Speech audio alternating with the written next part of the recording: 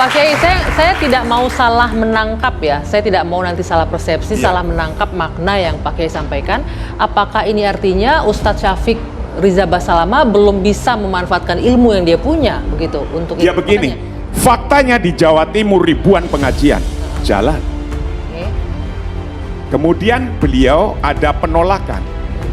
Mestinya beliau bertanya juga dalam dirinya sendiri, how can they refuse me?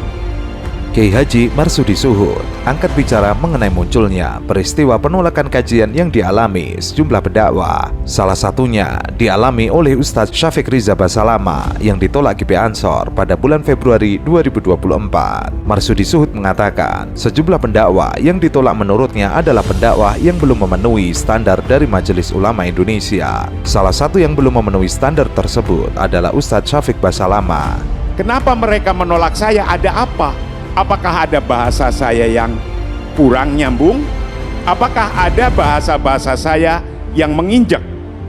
Apakah ada? Nah, ketika itu dicari, Muhammadiyah dan NU dua-duanya mencari itu dan ketemu akhirnya. Maka ketika ketemu, betapapun lebarannya berbeda, tetap akur saja. Puasanya berbeda, it's okay. Satu rumah lu bisa beda puasanya dan satu beda lebarannya. Ia mengatakan, yang jelas para pendai yang ditolak ini adalah orang yang belum berstandar MUI, tidak mengikuti standarisasi dai di MUI. Kalau mengikuti standarisasi dai di MUI, maka ia sudah tahu mana konsep Islam wasatiyah, Islam yang moderat. Tidak berarti dia meninggalkan Islam, tetapi memahami mana yang sifatnya tetap tidak boleh diotak-atik seperti akidah, mana yang wilayah syiar. Oke, pertanyaan selanjutnya, bagaimana pula dengan faktanya bahwa di pengajian itu banyak juga umat yang mau datang untuk mendengarkan ceramahnya Ustadz Riza Basalama ini? Artinya kan ada juga yang ngerasa, oh ini nggak masalah. Ya, maksud saya, inilah yang harus diminimalisasi problem ini. Karena dari dulu sudah ada, memang ini tidak akan pernah berhenti problem yang semacam ini. Kehendak kami semuanya, apalagi di MUI, kurangi pembahasan yang kurang produktif ini. Ia mengatakan sebagian besar pendakwah yang mengalami penolakan juga tidak terafiliasi ke ormas Islam tertentu. Para pendakwah itu biasanya berdiri sendiri dan menyampaikan dakwah secara tekstual. Apabila ada penolakan, semestinya pendakwah tersebut melakukan evaluasi. Ia juga mengingatkan para pendakwah harus menyampaikan dakwahnya dengan memperhatikan nilai dan aturan yang berlaku di Indonesia. Kalau bisa ditiadakan, bagaimana caranya? Saling menghormati, bangsernya yang menghormati, ustadz yang tertuduh untuk ini juga menghormati. Bagaimana kalau saling wong kamu sih pincang, masa nggak mau saya panggil pincang? Kan bukan itu terus. Ini kan itu terus.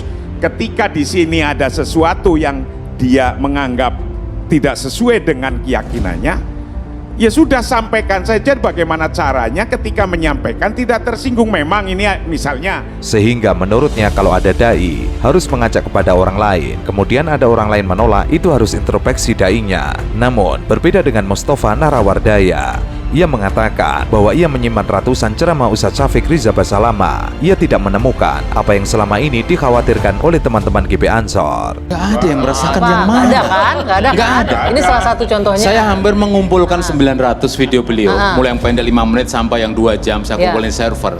Saya nggak menemukan apa tidak ada. Tidak ada. Bahkan di tuduhan-tuduhan di internet itu mengatakan beliau itu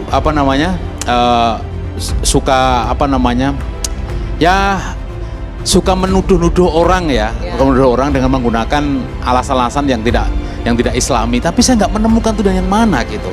Kalau soal misalkan ya bid'ah, soal ini soal itu, selama itu masih dalam koridor diskusi, no problem. Kan ada kuliah 2 jurusan perbedaan agama, usuluddin, ada biasa-biasa aja. Ceramah Ustadz Syafiq Riza Basalama tidak ada yang keluar dari koridor. Bahkan ia menyebut tidak menemukan ceramah Syafiq Basalama yang menuding dan menyalah-nyalahkan kelompok lain. Hanya saja beberapa masalah khilafiyah memang berbeda, tapi itu hal biasa dalam Islam. Apalagi yang mengundang dan yang membubarkan adalah beda komunitas. Artinya hal tersebut tidak bisa dilakukan dengan semena-mena. Kalau itu terus dibiarkan, maka umat Islam akan terpecah-pecah dan gampang diadu domba. Jadi Harusnya yang berbeda pun bisa menerima perbedaan bisa itu. menerima. Ini kan hanya masalah, menurut saya gini loh. Ini kan ada satu hal yang tadi di awal saya katakan, yang menolak dengan yang mengundang itu kan beda komunitas. Iya. Jadi kecuali ya yang menolak itu yang undang, nggak mungkin terjadi kan. Jadi ini menurut saya kalau ada orang mau ngundang silahkan, kalau suka ambil ilmunya, nggak suka buang. Itu lebih fair menurut saya. Dan kalau ada jemaah yang datang itu yang merasa sepaham. Gitu Sepaham, kan? nggak Harusnya mungkin nggak apa-apa paham juga, datang kan? Ya betul, harusnya nggak apa-apa juga. Betul. Gitu. Saya ini ngalami sendiri gini. Saya pernah Idul Fitri itu sudah 2 tahun antri untuk khotib ya di Jakarta Barat, sebuah universitas besar. Kurang 2 hari rektor membatalkan Idul Fitri itu tahun 2015. Saya tanya, loh kok dibatalin?